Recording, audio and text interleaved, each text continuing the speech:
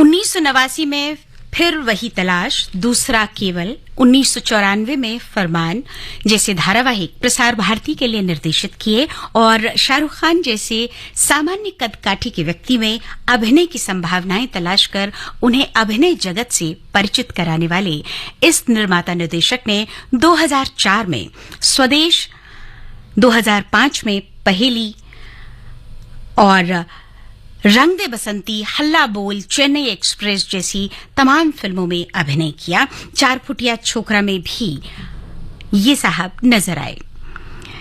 फिल्मों में अभिनय करने के साथ साथ एक समय वो भी आया जब इन्होंने लेखन की तरफ अपना कदम बढ़ाया।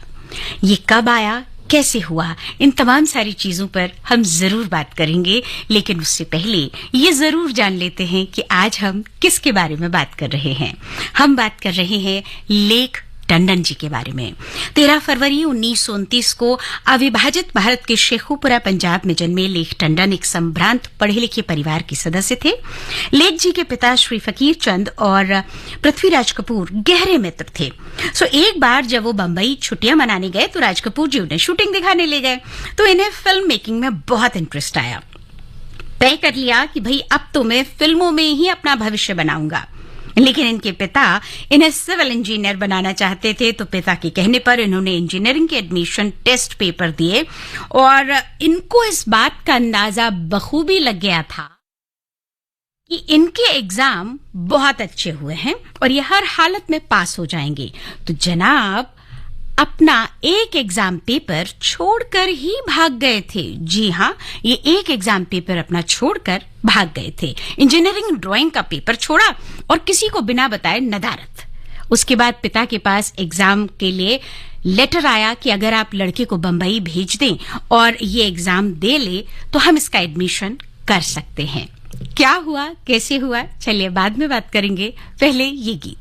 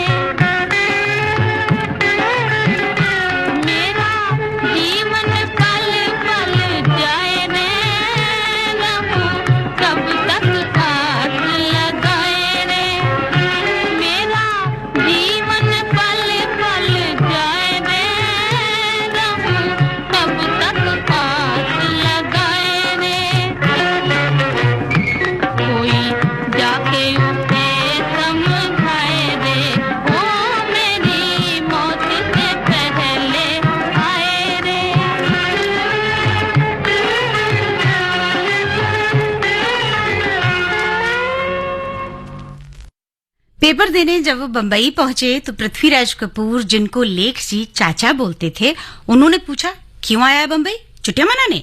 तो लेख जी बोले, नहीं, मैं पेपर देने आया हूँ, पापा ने एक लेटर भेजा होगा। पृथ्वीराज जी बोले, अरे वो मैंने अपनी सेक्रेटरी को दे दिया था।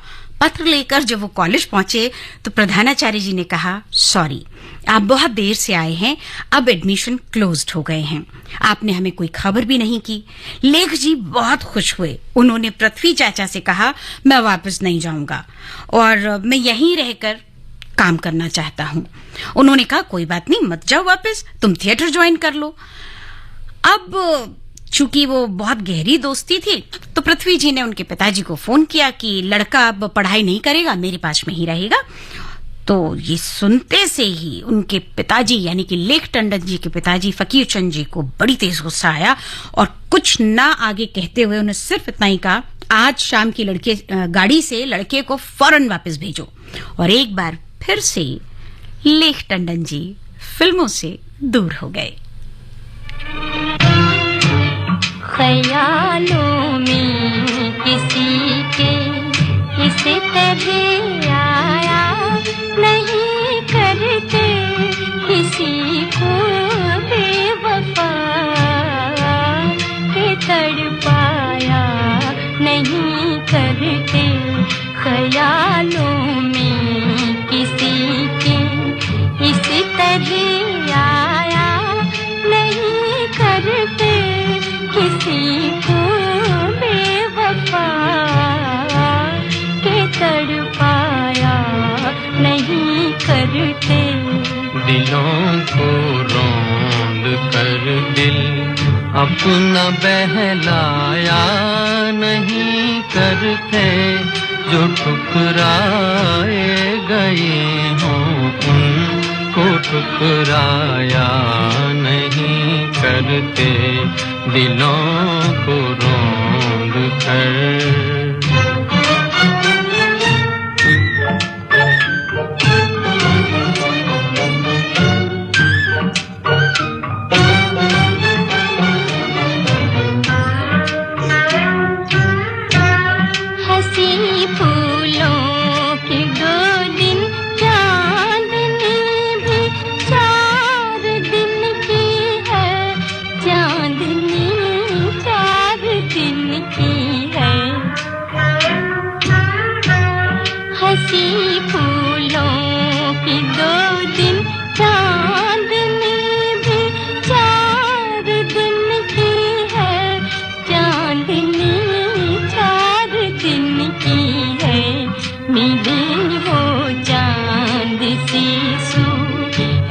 तो इतराया नहीं करते किसी को बेवफा के तड़पाया नहीं करते।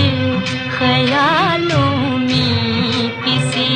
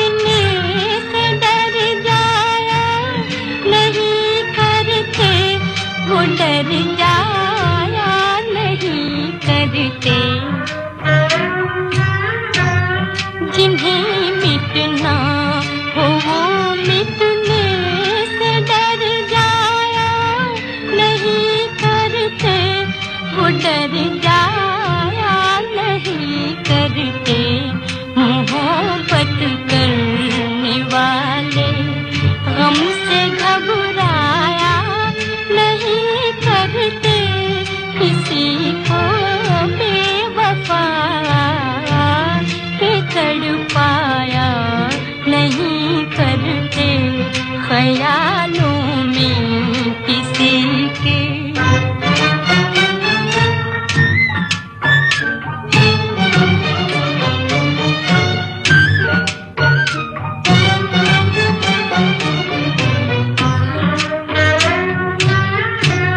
मोहब्बत का सबक सीखो ये जाकर जलने वालों से, ये जाकर जलने वालों से।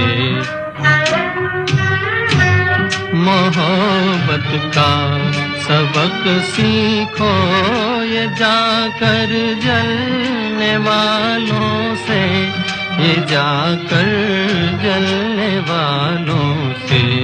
ये दिल की बात भी लब तक कभी लाया नहीं करते, जो ठुकराए गए हों उनको ठुकराया नहीं करते। ख्यालों में किसी के किसी तरह आया नहीं करते, किसी को बेवफा के तड़पाया नहीं करते, ख्यालों में किसी के। पिता के पास वापस पहुंचे तो उन्होंने कहा, जो करना है करो, लेकिन सबसे पहले अपनी ग्रेजुएशन पूरी कर लो। जाहिर सी बात है कि हर माँ बाप अकेले ही दिल्ली आ गए। 25 अगस्त को परिवार पहुंचा और 17 सितंबर को ये फ्रंटियर मेल से 12 बजे बंबई पहुंचे और 1 बजे ये फिल्म आग के सेट पर बतौर असिस्टेंट कैमरामैन काम कर रहे थे। फिल्म खत्म हो गई तो सोचा अब क्या करूं। फिर पृथ्वी चाचा के पास गए और बोले, मैं थिएटर नहीं करूंगा और मैं कैमरामैन भी नहीं बनूंगा। पृथ्वी जी कुछ खास ध्यान देने के मूड में थे नहीं। उन्हें लगा लड़का है, अभी छोटी उम्र का है, मन बदलता रहता है। पर राज कपूर जी ने लेख जी को समझ लिया और बोले, देख, बरसात फिल्म अभी बहुत देर से शुरू होगी, ठीक है? उससे पहले तुम खाली बैठे रहो। बहुत बढ़िया है कि हम दूसरी जगह काम ढूंढते हैं तुम्हारे लिए। ठीक है भैया। काम शुरू हो गया ढूंढने का। अब जहां जाते वहां मना हो जाती। महेश कौल जी के पास लेके गए राज कपूर जी, तो उन्होंने कह दिया कि अभी तो मेरे यहां जगह नहीं है, तो मैं नहीं रख सकता। अब लेख जी बड़े परेशान, राज कपूर जी भी बहुत परेशान कि आखिर इस लड़के को कहाँ काम धंधे से लगाएं।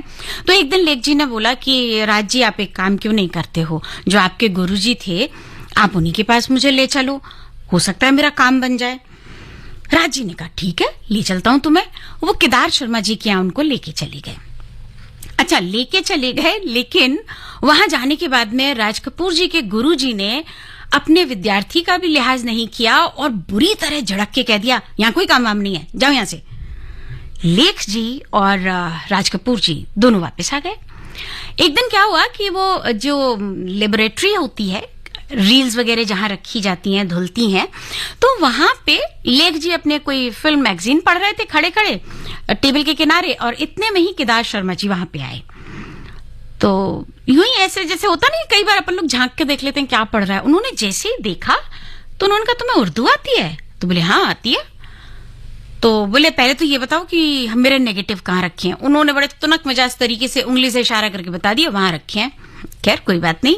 जाते जाते केदार शर्मा जी ने कहा कि कल से मेरे यहां आ जाना, काम पे लग जाना। उन्हें यह अंदाजा नहीं था कि उन्होंने कैसे क्या जवाब दे दिया। लेख टंडन जी कहते हैं, अजीब है ये तो, उस दिन मना कर दिया, आज कह रहे हैं काम पे आ जाओ।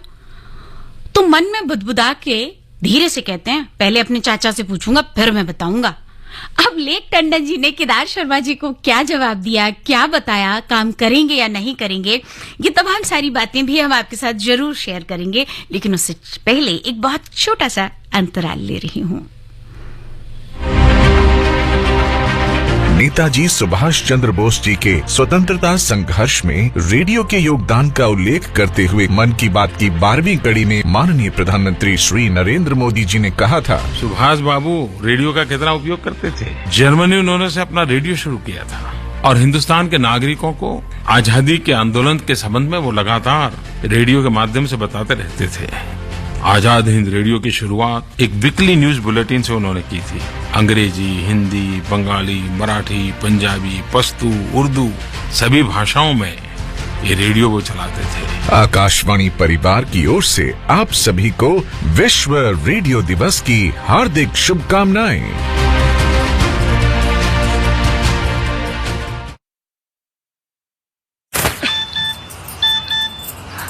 हो गया इंतजाम। किसका? गुड्डी की फीस का। दिखा, 20,000 का लोन तुरंत। पता है कौन दे रहा है? ब्याज कितना है? लोन विनियमित संस्थानों से ही लें और कर्ज उतना जितनी जरूरत, वो भी जांच कर। हो गया इंतजाम। पगार एडवांस में भेजिए। आरबीआई कहता है, सही वित्तीय बर्ताव करे आपका बचाव।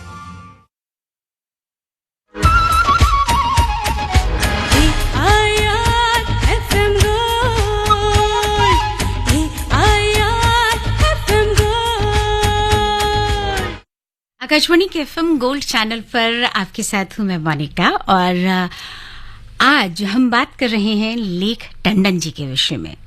अपने समय के जाने माने निर्माता निर्देशक, बाद में जाके उन्होंने अभिनय भी किया जीवन के आखिरी पड़ाव पर, और कुछ कहानियां भी लिखी, लेकिन वो कहानियां सुनहरी पर्दे तक नहीं पहुंची। बहरहाल जब उनके साथ में बातचीत की, केदार शर्मा जी ने जब उनके साथ में बातचीत की तो अपने चाचा से उन्होंने बात की कि चाचा ऐसे ऐसे केदार शर्मा जी आए थे और बोले कि कल से मेरे यहाँ आ जा। तो मैंने कहा मैं तो चाचा से पूछ के बताऊंगा। पृथ्वीराज कपूर जी ने जैसे ही ये सारा वाकया सुना, वो बहुत तेजी से गुस्सा हुए और एक ही बात बोली, लड़के तुझे अकल नहीं है? इतने बड़े आदमी से कैसे बात की जाती है? फौरन जा उनके पास मिलने के लिए कल, और बिना रुके एक बार में ही उनसे सिर्फ इतना पूछना कि सर क्या काम है, आप जो कहेंगे मैं वो करूंगा। बस जी, लेख टंडन जी को यह आभास हो गया था कि कहीं ना कहीं कुछ ना कुछ थोड़ी सी गड़बड़ तो उनसे हो गई है। बहरहाल जब वो केदार शर्मा जी के यहाँ गए तो उन्होंने उन्हें अपने साथ में चीफ असिस्टेंट के तौर पर रखा, और इस दौरान उन्होंने नेकी बदी, बावरी नयन जैसी फिल्मों में उन्हें असिस्ट किया। लगभग उन्होंने केदार शर्मा जी के साथ में 5 साल तक काम किया, और फिर उसके बाद में कुछ ऐसा हुआ कि वो केदार शर्मा जी को छोड़कर वापस राज कपूर जी के पास आ गए। जैसे ही वो केदार शर्मा जी को छोड़कर आए तो राज कपूर जी को बहुत गुस्सा आया। उन्होंने कहा, तुमने क्या ये स्टॉपेज समझ रखा है? जब मन होता है तुम आ जाते हो, जब मन होता है चले जाते हो, ये कोई तरीका तो नहीं हुआ। बहरहाल चूंकि गलती तो कर बैठे थे तो अब डांट भी सुननी थी, सो चुपचाप से सुन ली उन्होंने। फिर उसके बाद उन्होंने अपने यहाँ रखा उनको, और कैमरामैन के तौर पर उनसे काम लेते रहे।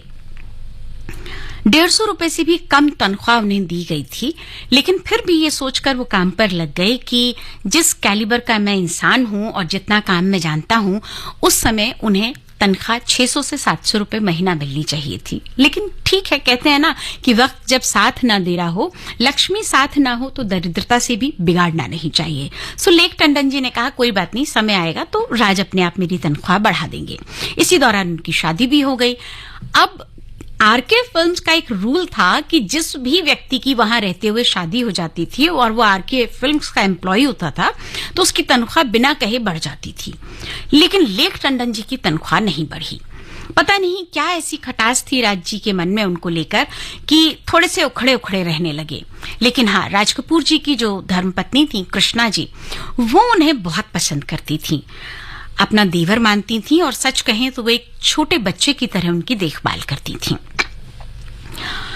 अब एक दिन गर्मा गर्मी में लेख टंडन जी ने कह दिया कि मैं आपको छोड़ के जा रहा हूं, आप मेरी तनख्वाह नहीं बढ़ा रहे तो मैं यहां काम नहीं कर पाऊंगा। ये बात जब कृष्णा जी को पता लगी, यानी कि राज कपूर जी की पत्नी को पता लगी, तो उन्हें बहुत बुरा लगा। उन्होंने कहा, मेरे पति के कारण ये लड़का वापस जा रहा है, हमारे पारिवारिक संबंध हैं, बड़ा नाम खराब होगा। तो उन्होंने कहा कि ऐसा है लेख, तुम 7 दिन मेरे कहने पर रुक जाओ, और उसके बाद अगर कुछ नहीं होगा ना तो तुम बेशक चले जाना, मैं खुद तुम्हारी टिकट कटा के दूंगी। बस भाभी के कहने पे वो रुक गए वहां पे। इसी बीच में पिताजी का फोन आ गया और उन्होंने उनसे कहा कि लड़के को बोलो कि वो 7 दिन के अंदर वापस लौट कर आए। अच्छा, ये सारा वार्तालाप होने के बाद में, सारी चीजें कहने के बाद में, इत्तफाकन उन्हें पिता का भेजा हुआ एक चेक कुरियर से मिल गया ठीक दूसरे दिन, जिसमें 25,000 रुपए की रकम भरी हुई थी। ये रकम उस दौर में बहुत बड़ी मानी जाती थी। बस जी, साथ में एक चिट्ठी भी मिल गई कि बेटा इन पैसों से जो भी फिल्म बना सकते हो बना लो, अगर नहीं बनी तो वापस आ जाना। बहरहाल क्या हुआ, कैसे हुआ, ये भी जरूर आपको बताएंगे। रहिएगा एफएम गोल्ड 100.1 मेगाहर्ट्ज पर।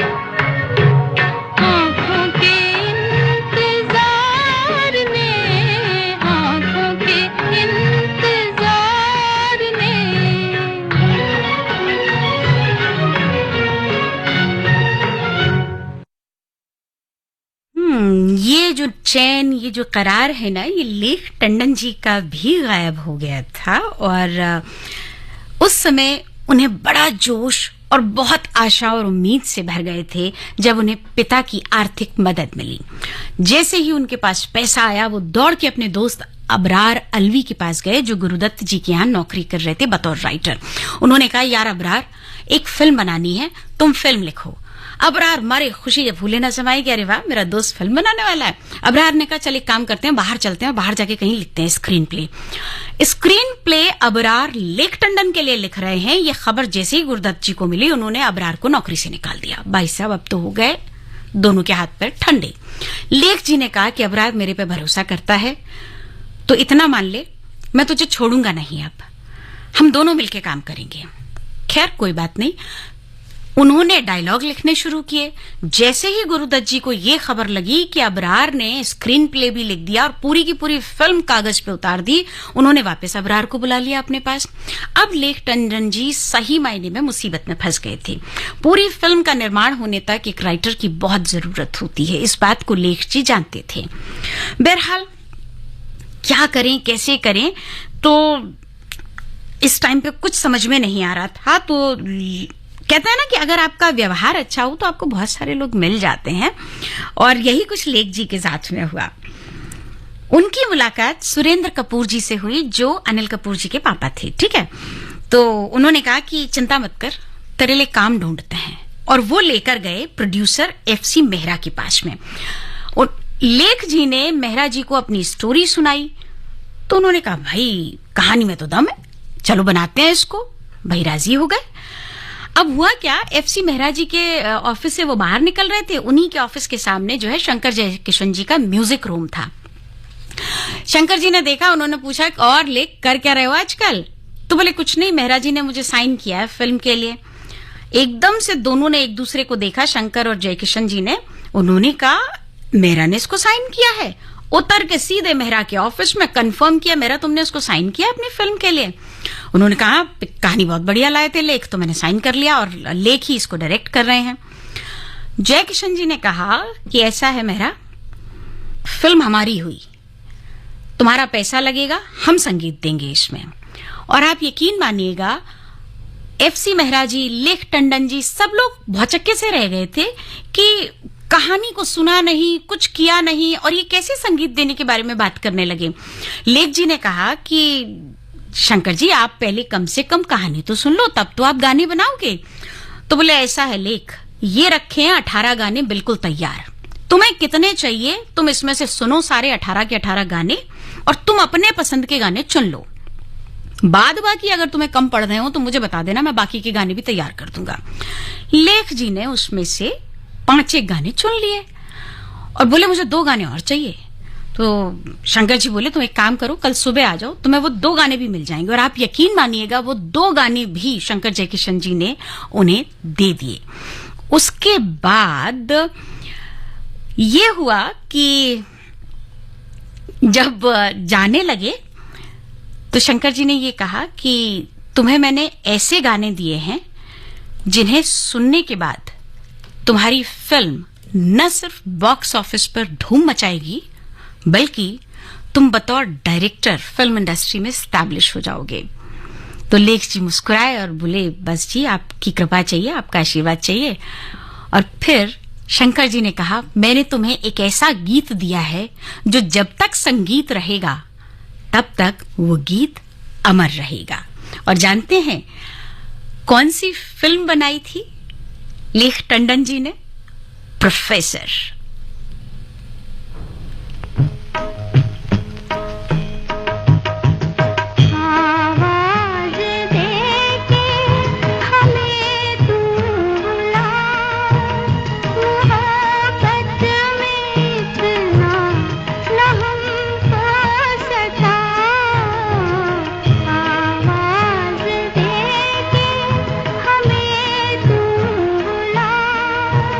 मोहब्बत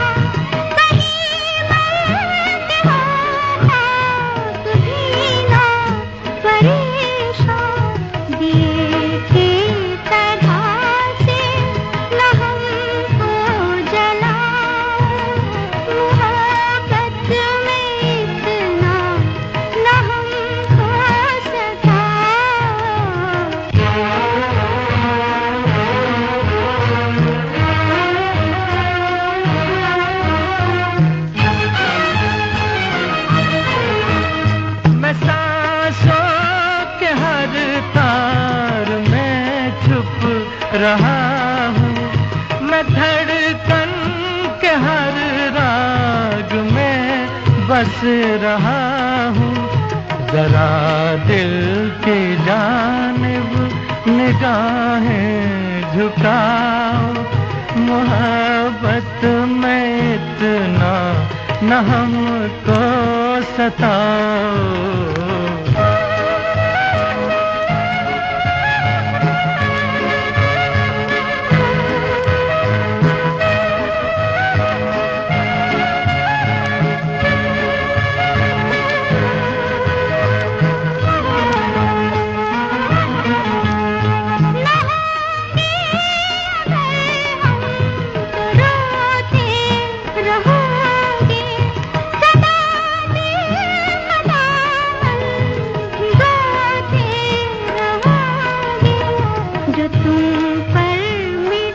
मोहब्बत में इतना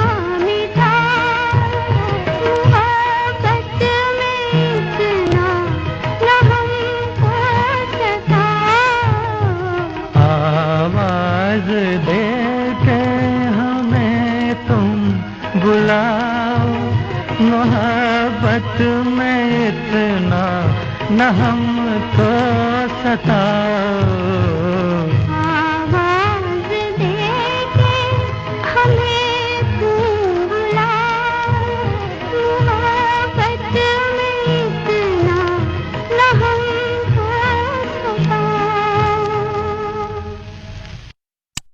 आज विश्व रेडियो दिवस है और हर कोई बहुत खुशी के साथ इसे सेलिब्रेट कर रहा है, खास तौर से जिन लोगों को रेडियो सुनने का शौक है, जिन्हें गीत संगीत का शौक है, और शायद ही कोई ऐसा होगा जो रेडियो सुनना पसंद नहीं करता है। महिलाएं हों, बच्चे हों, बुजुर्ग हों, रिटायर्ड पर्सन हों, वर्किंग लोग हों, हर कोई रेडियो से किसी न किसी रूप में जुड़ा ही रहता है। और बात जब लेक टंडन जी की हो रही हो, कलाकार बेमिसाल में, तो लेक टंडन जी ने भी प्रसार भारती के लिए तमाम सीरियल्स बनाए थे जिनका जिक्र हमने आपसे पहले भी किया था, और उन्हीं की फिल्मों से जुड़े हुए गीत हम रेडियो के माध्यम से ही तो आप तक पहुंचा रहे हैं। तो रहिएगा हमारे साथ में एफएम गोल्ड पर 100.1 मेगाहर्ट्ज पर। आपके साथ मुखातिब हूं मैं मोनिका। और प्रोफेसर के बाद लेख जी ने फिल्म आम्रपाली का निर्माण किया। फिल्म 1966 में रिलीज हुई और इसके निर्देशन का कमाल ये रहा कि फिल्म बतौर सब्जेक्ट 3 देशों में पढ़ाई जाती है। इस फिल्म को 39th एकेडमी अवार्ड के लिए बेस्ट फॉरेन लैंग्वेज फिल्म के तौर पर सिलेक्ट भी किया गया था। ये है आकाशवाणी का एफएम गोल्ड चैनल।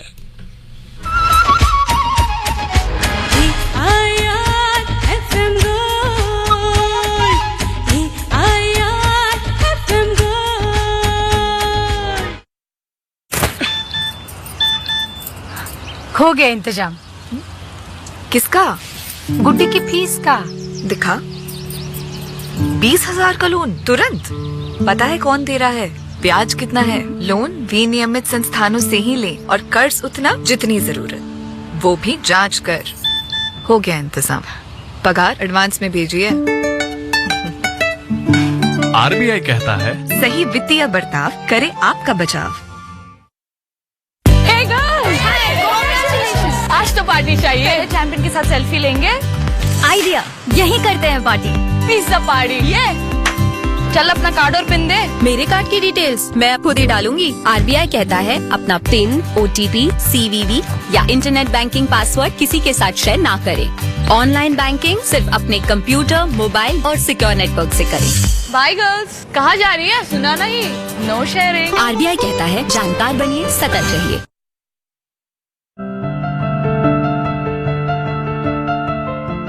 नमस्कार, मेरा नाम सिद्धार्थ भारद्वाज है और मैं फिल्म इंडस्ट्री में बतौर अभिनेता काम करता हूँ। 13 फरवरी को हम लोग वर्ल्ड रेडियो डे मनाते हैं। इस दिन की आप सबको बहुत बहुत मुबारकबाद। रेडियो जिस दिन आया था और आज तक इतने सारे संचार माध्यम हो गए, लेकिन अपना स्थान ज्यों का त्यों बनाया हुआ है।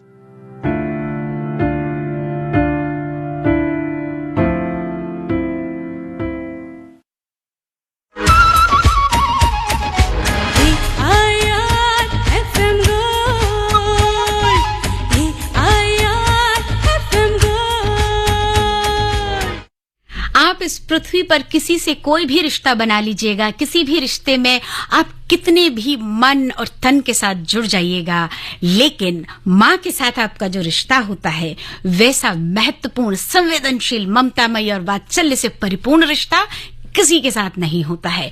ठीक वैसे ही तमाम मीडियम हैं और बहुत सारी सुविधाएं मुहैया हैं आज के हाईटेक जमाने में, लेकिन इसके बावजूद भी रेडियो के साथ आपका जो रिश्ता है वो ठीक वैसा ही है जैसा अपनी माँ के साथ हर बच्चे का होता है।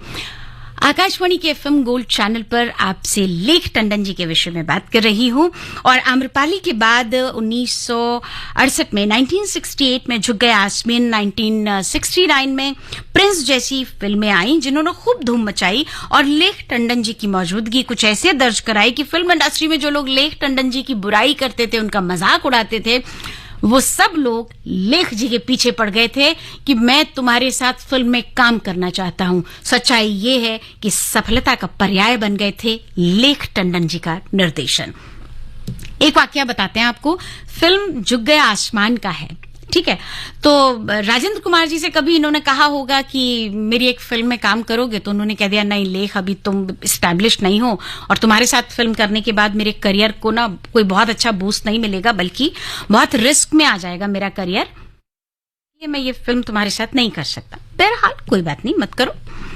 तो जब झुक गया आसमान फिल्म की खबर पहुंची और इससे पहले जो फिल्में आई थी उन्होंने बॉक्स ऑफिस पर जो धमाल मचा के रखा हुआ था, उसके बाद राजेंद्र कुमार जी कुछ ऐसे दौड़े दौड़े आए कि मुझे तुम्हारे साथ, मतलब तुम्हारे साथ ही मुझे फिल्म करनी है। तो भाई ठीक है, करनी है तो करिएगा, जरूर कराएंगे। तो राजेंद्र जी को साइन किया गया, राजेंद्र कुमार जी को। फिर उसके बाद में जो है सायरा जी को लिया गया, सायरा बानो को। राजेंद्र कुमार जी कहते हैं नहीं नहीं, सायरा को नहीं लोगे, कोई दूसरी हीरोइन लो। ये बात जब सायरा जी को पता लगी तो उन्हें बहुत बुरा लगा कि ऐसे क्यों कह रहे हैं, मेरा भी तो करियर है। अब होता है ना कि मैं तो मैं ही हूं, तो राजेंद्र जी इसी अकड़ में थे। लेख टंडन जी ने सायरा से कहा, सायरा ऐसा है, तुम्हें घबराने की जरूरत नहीं है, अगर तुम फिल्म में नहीं रही तो मैं ये फिल्म छोड़ दूंगा, मैं इस फिल्म का डायरेक्शन ही नहीं करूंगा। ये बात पता लग गई राजेंद्र कुमार जी को, तो उन्होंने कहा नहीं नहीं लेख, तुमको जिसको रखना है तुम फिल्म में रखो। ठीक है भाई, फिल्म में सायरा जी आई और राजेंद्र जी आए। फिल्म अच्छी खासी शूटिंग हो रही थी, सब कुछ बढ़िया चल रहा था, मस्त काम हो रहा था। इसी बीच में सायरा जी की दिलीप साहब से सगाई हो गई। अब फिर से राजेंद्र कुमार जी ने बवाल मचाना शुरू कर दिया, लड़की की एंगेजमेंट हो गई है, मेरी करियर की है ना, कोई बहुत लंबी चौड़ी फिल्में तो आई नहीं है, शादीशुदा लड़की के साथ मैं काम करूंगा, मेरा करियर बढ़ जाएगा। ये बात जब सायरा जी को पता लगी तो वो बहुत हर्ट हुई और उन्होंने शूटिंग पे आना बंद कर दिया। एक दिन लेख जी गए उनसे मिलने के लिए, क्या बात है तुम आ क्यों नहीं रही हो अपने शेड्यूल पे? तो वो रोने लगी, बोले क्या हो गया, कुछ बताओगी? उन्होंने सारा वाकया बताया कि मेरे बारे में ऐसा ऐसा कहा जा रहा है सेट पे। लेख जी ने कहा, सायरा तुम्हें सिर्फ मुझसे मतलब होना चाहिए, कौन क्या कहता है, किससे कहता है, कब कहता है, तुम्हें किसी पे ध्यान देने की जरूरत नहीं है। तुम फिल्म की हीरोइन हो, तुम काम कर रही हो, और ये याद रखना कि तुमने अगर फिल्म छोड़ दी तो मेरा बहुत नुकसान होगा। सायरा जी ने रोते रोते प्रॉमिस किया कि लेख जी मैं फिल्म नहीं छोड़ूंगी। अच्छा, मजे की बात ये देखो कि ये सारा कुछ जब हो गया और पता लगा लोगों को कि लेख जी ने ऐसे ऐसे मनाया जाके सायरा जी को, तो लेख टंडन जी को सायरा का भाई कहा जाने लगा इंडस्ट्री में। अब व्यापार हो, नौकरी हो, हर जगह आपके प्रतिद्वंदी कुछ अच्छे होते हैं, कुछ बुरे होते हैं, लेकिन जब झुक गया आसमान रिलीज हुई तो यकीन मानिएगा हर किसी ने नतमस्तक होकर लेख टंडन जी को एक शानदार निर्देशक के तौर पर एक्सेप्ट किया। और मजे की बात ये देखिएगा कि एक इंटरव्यू में लेख जी ने बताया था कि फिल्म के रिलीज होने के बाद पहला शो ही चला था कि राजेंद्र मेरे पास आया और मेरे पैरों पर गिरकर कहता है, कमाल कर दिया आपने।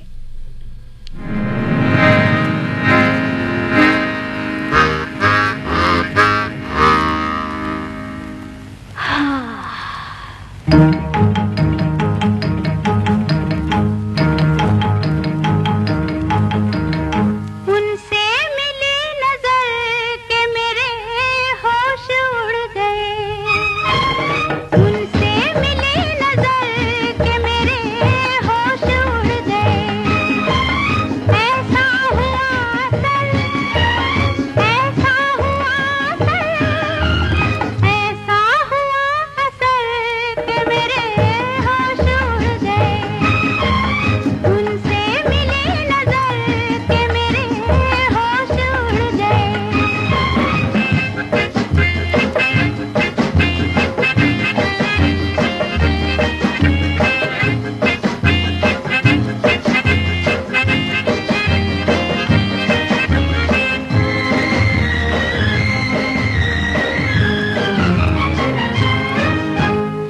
जब वो मिले मुझे पहली बार, उनसे हो गई आंखें चार। जब वो मिले मुझे पहली बार, उनसे हो गई आंखें चार।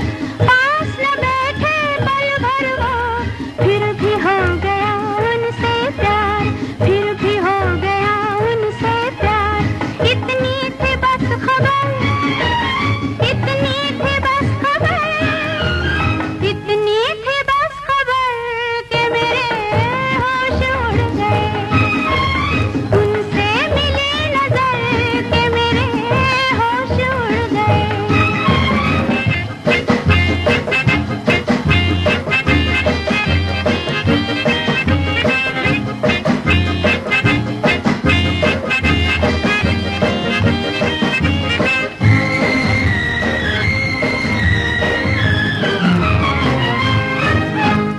घर मेरे आया वो मेहमान, दिल में जगाए सौ तूफान।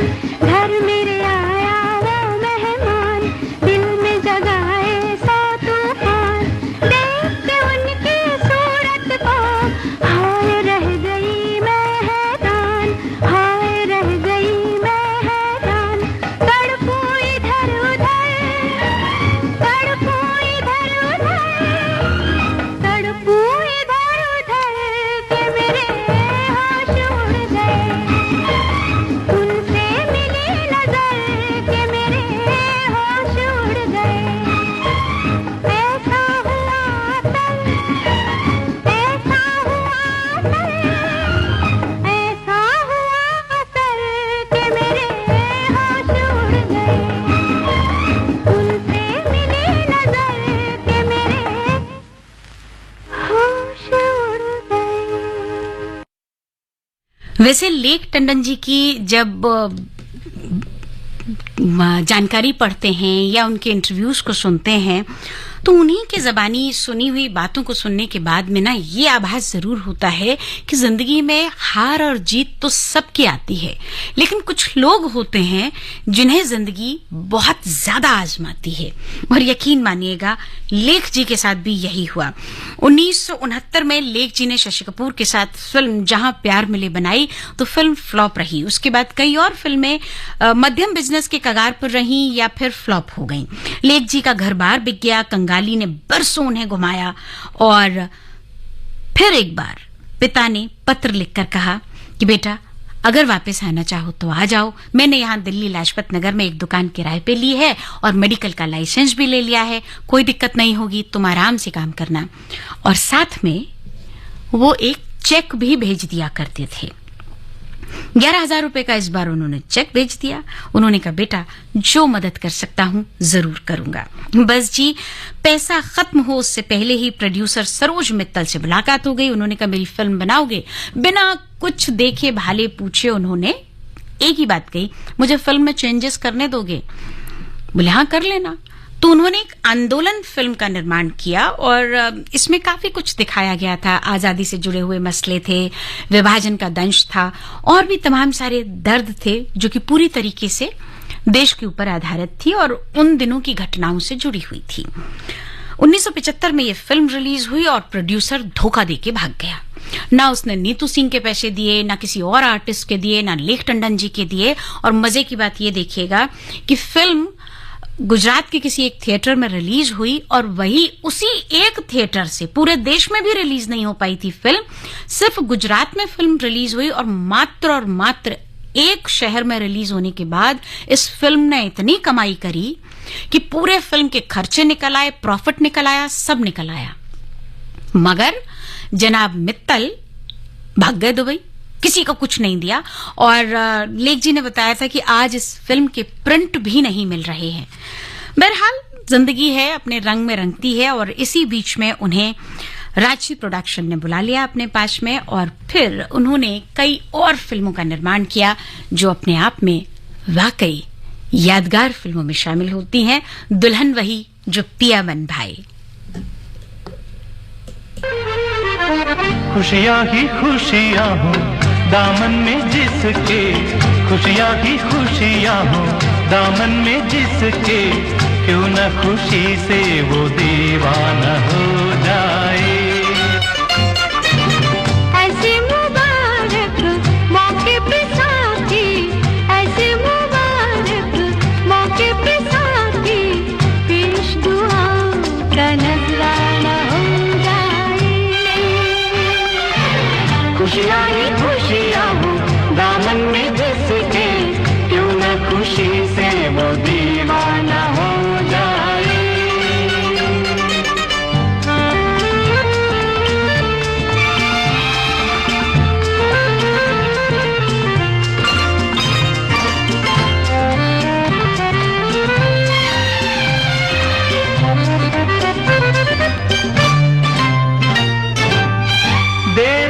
समझा हमको जमाना, शुक्र करो कि समझ तो गया, संग रहने का ख्वाब सुहाना, बन के हकीकत सच तो गया।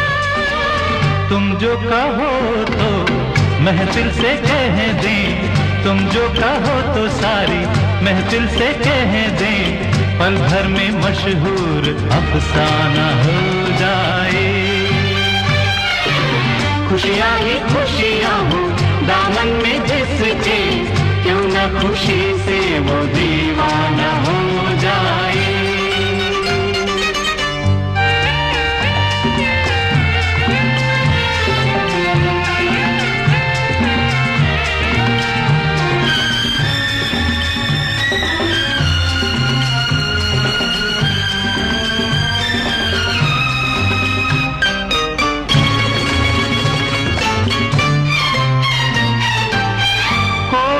जाने हमने क्या क्या खेल रचाए तुम्हारे लिए, हम भी कैसी मंजिल छोड़ के आए तुम्हारे लिए। कलियां ही कलियां महका दो ऐसे, कलियां ही कलियां महका दो ऐसे कि आबाद दिल का ये वीराना हो जाए। खुशियाँ ही खुशियाँ हो दामन में जिसके, क्यों न खुशी से वो दीवाना हो जाए।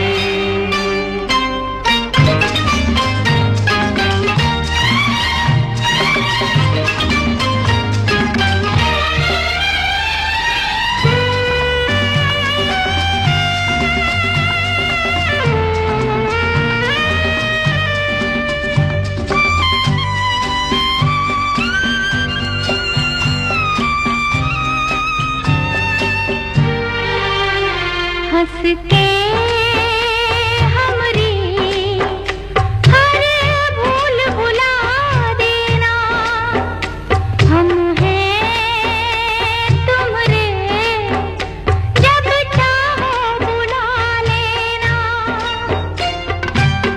अपनों की इस महफिल में अब काम नहीं है बेगानों का। जी हाँ, हम भी आपके अपने हैं, जब जी चाहे बुला लीजिएगा। और